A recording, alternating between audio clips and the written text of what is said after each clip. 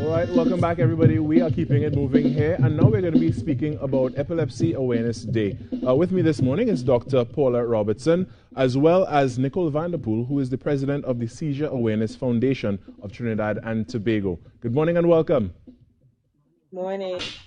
Thank you for joining us this morning. So first off, when is Epilepsy Awareness Day? Wow, I'll take that one. It's actually tomorrow, the 26th, and it's celebrated worldwide. It was first started by a young lady called Cassidy Megan, who comes out of Canada, who herself lives with epilepsy, and she wanted to increase world awareness. So we commemorate, discuss, put out public awareness, and celebrate all things purple. All things purple. Purple is the color. I'm wearing my purple today. I should have saved it for tomorrow. I'm very impressed. I have a purple band on. And I'm in my uniform. Well, the thing is, there's a lot that is not known about epilepsy, when it comes to the general public. And there are some myths out there, too. What are some of the common myths about epilepsy and things that we need to correct when it comes to public knowledge? I'm going to say my little 2 cents based on what I see. So I work in pediatric emergency. And so the biggest ones that we see are that it is somehow contagious. It absolutely is not. You cannot spread epilepsy. The other is that it somehow may lead to reduced quality of life. Now, the thing about epilepsy is that it's common. We know that it affects something like 60 million people worldwide. I know Nicole's also going to give you all that data, that there's about 6 million in Latin America and the Caribbean living with epilepsy, and about 40,000 in Trinidad alone. So it is really common. And that the other thing is that it is possible to have a very good quality of life with living with epilepsy. It's just really important that you talk with your doctor. We do a lot of lifestyle consultations when we meet you to talk about brain health, and if you are prescribed medication, that you are consistent with it and with your follow-ups.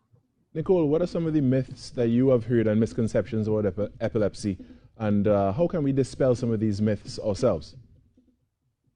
Okay, we still have a lot of people who think that, one, it's contagious, as Doc said, and two, that persons with epilepsy are demon-possessed.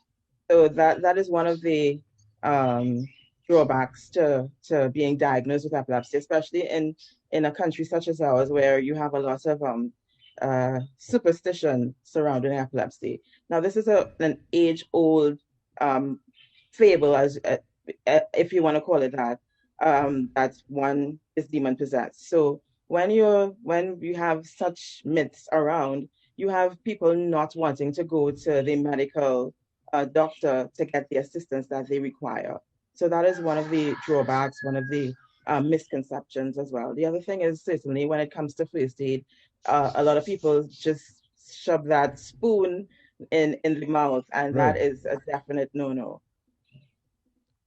So say for instance, somebody is experiencing an epileptic episode. What are some of the things that somebody who is there and willing to help, what are some of the things that they should do? Right. Okay. So yes, as Nicole said, this is a big misconception as well.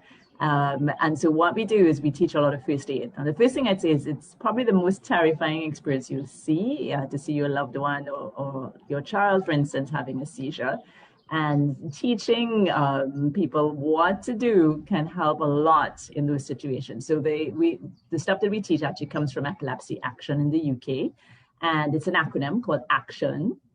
And it stands for, the first thing you do is you assess the situation, make sure that they are away from any immediate danger. So ideally lie them on a flat surface. Sometimes seizures can happen and the person can maybe be wedged between the wall and perhaps a difficult to access area. So trying to get them to a safe place. Loosen any tight clothing. C Right. means to cushion your head, pillow, blanket under your head and shoulders.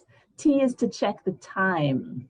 So to make sure that the time is checked when somebody starts having a seizure. Often it will feel a lot longer when you're watching somebody in it. So check your watch, your clock, radio or TV advertisement. And the I stands for, some people opt to wear a medical alert bracelet. So if you met somebody having a seizure, just check to see that they have one on. Right. Or though is once the shaking phase of the seizure is over, if it's a generalized seizure like that, you just want to turn the person over by convention onto the left side. Left really, side. when we do that, we bend the arm on top, bend the leg on top, and just stick their hand into their cheek. So they look like this lying down, obviously. Right. And N stands for never. So this is where we talk about never put a pot, spoon, fork, nutmeg, salt, fingers, none of those things into the mouth of somebody who's had a seizure. Don't try to restrain them either. They don't need to be put underwater or anything like that. Because you really want to maintain their airway. And Right. so trying to put things in the mouth of somebody who's had a seizure can cause more harm than good. You can knock out teeth, you can get yourself bitten in the process.